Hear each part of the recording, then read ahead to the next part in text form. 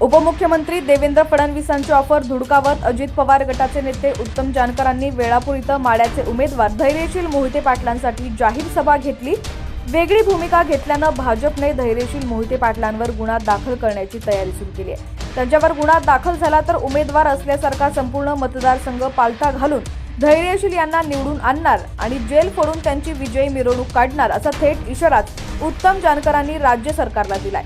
जानकर म्हणाले, गेल्या 8 दिवसांपासून धैर्यशील मोहिते पाटलांवर गुन्हा दाखल करण्याची प्रक्रिया सुरू आहे। गुन्हा आहे 2020 मधला, मात्र आज निवडणुकीला उभं राहत असल्यानं त्यांच्यावर गुन्हा दाखल करण्याची शक्यता आहे। मला या सरकारला सांगायचं आहे की तुम्ही फक्त गुन्हा दाखल करा, धैर्यशील यांना जेलमध्ये बसू द्या, मी उमेदवार आहे असं समजून संपूर्ण 6ही विधानसभा मतदारसंघात फिरून त्यांना 3 लाखांच्या फरकानं निवडून आणेल असा विश्वास उत्तम जानकर यांनी व्यक्त केलाय। तसंच ज्या दिवशी निवडणुकीचा निकाल येईल त्या दिवशी बेल मिळाला नाही तर जेल फोडून धैर्यशील यांची जंगी मिरवणूक काढणार असा इशारा जानकर यांनी दिलेला आहे।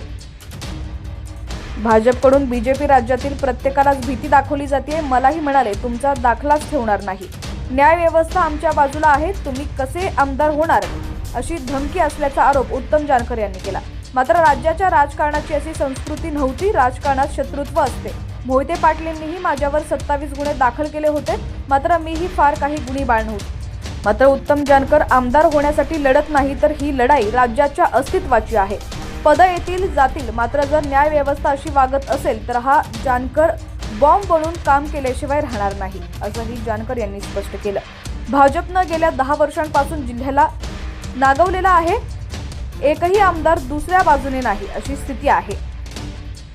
बाळदादानं विजयाचा आकडा 40,000 आहे, त्यात आपल्याला थोडी वाढ करायची आहे। त्यासाठी जानकरांनी संपूर्ण माडा लोकसभा मतदारसंघाचं गणित उलगडून सांगितलं।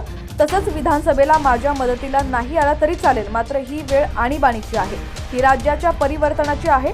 मोहिते पाटील हे उत्तम जानकरांच्या शब्दावर विश्वास ठेवूनच बाहेर पडले आहेत, त्यामुळे आपल्याला शब्द पाळावा लागणार आहे असं आव्हानही जानकर यांनी केलंय।